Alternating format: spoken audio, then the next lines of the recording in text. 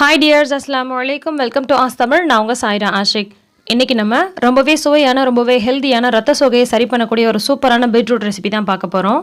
என்னதான் சத்தான காய்கறியா இருந்தாலும் அது டேஸ்டா சமைச்சா மட்டும் தான் எல்லாரும் விரும்பி சாப்பிடுவாங்க. இந்த குருமா ரொம்ப சூப்பரா இருக்கும். கண்டிப்பா ட்ரை பண்ணி பாருங்க.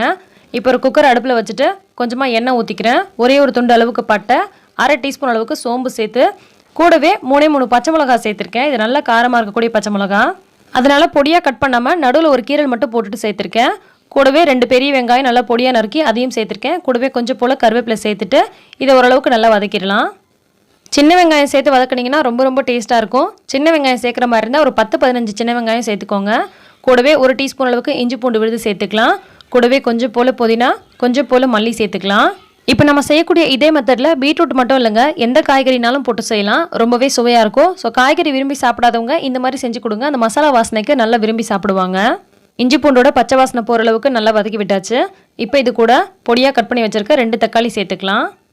எந்த அளவுக்கு வெங்காயம் சேர்க்குறீங்களோ அதை விட கொஞ்சம் கம்மியான அளவுக்கு தக்காளி சேர்த்துக்கோங்க. அப்போ டேஸ்ட் ரொம்பவே நல்லாயிருக்கும். இப்போ தக்காளியும் சேர்த்துட்டு இந்த மாதிரி நல்லா வதக்கி விட்டுறலாம்.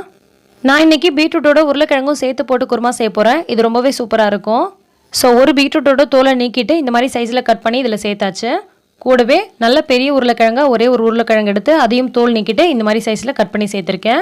கூடவே 2 டீஸ்பூன் அளவுக்கு மிளகாய் பொடி சேர்த்துருக்கேன். 1 டீஸ்பூன் அளவுக்கு மல்லிப்பொடி சேர்த்துருக்கேன். அடுத்தது 1/2 டீஸ்பூன் அளவுக்கு கரம் மசாலா சேர்த்துருக்கேன். கூடவே 1/4 டீஸ்பூன் அளவுக்கு மஞ்சள் பொடியும் சேர்த்துருக்கேன். கூடவே தேவையான அளவுக்கு உப்பு சேர்த்துக்கலாம்.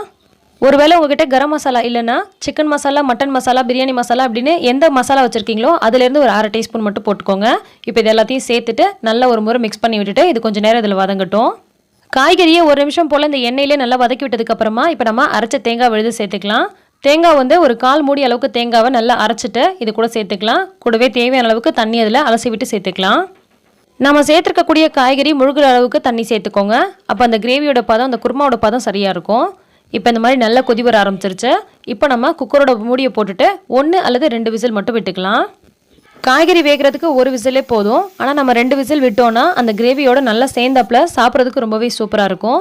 ஸோ நான் 2 விசில் போல் விட்டுட்டு இப்போ ப்ரெஷர்லாம் ரிலீஸ் ஆனதுக்கப்புறமா ஓப்பன் பண்ணிக்கலாம்.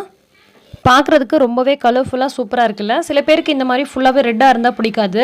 அந்த மாதிரி இருக்கிறவங்க ஃபஸ்ட்டே பீட்ரூட்டை வேக வச்சுட்டு அதுக்கப்புறம் இது கூட சேர்த்துக்கலாம். ஆனால் அது அவ்வளோ சத்தாக இருக்காதுங்க. அதனால் நம்ம இப்படி டேரெக்டாக போட்டு செய்கிறதே ரொம்ப நல்லது. பெரும்பாலும் நம்ம பீட்ரூட்டை கூட்டு மாதிரியோ அல்லது பொரியல் மாதிரியோ தான் செய்வோம். அது நிறைய பேர் விரும்பி சாப்பிட மாட்டாங்க. ஆனால் இந்த மாதிரி குருமா மாதிரி வச்சு பாருங்கள், அந்த டேஸ்ட் சாப்பிட்றதுக்கு ரொம்பவே நல்லாயிருக்கும். ஸோ யாரும் கஷ்டப்பட்டு சாப்பிட மாட்டாங்க, அவங்களே விரும்பி சாப்பிடுவாங்க. ஸோ இந்த ரெசிபி உங்களுக்கு பிடிச்சிருக்கும், யூஸ்ஃபுல்லாக இருக்கும்னு நினைக்கிறேன். பிடிச்சிருந்தா லைக் பண்ணி ஷேர் பண்ணுங்கள். எல்லா புகழும் இறைவனுக்கே. நன்றி.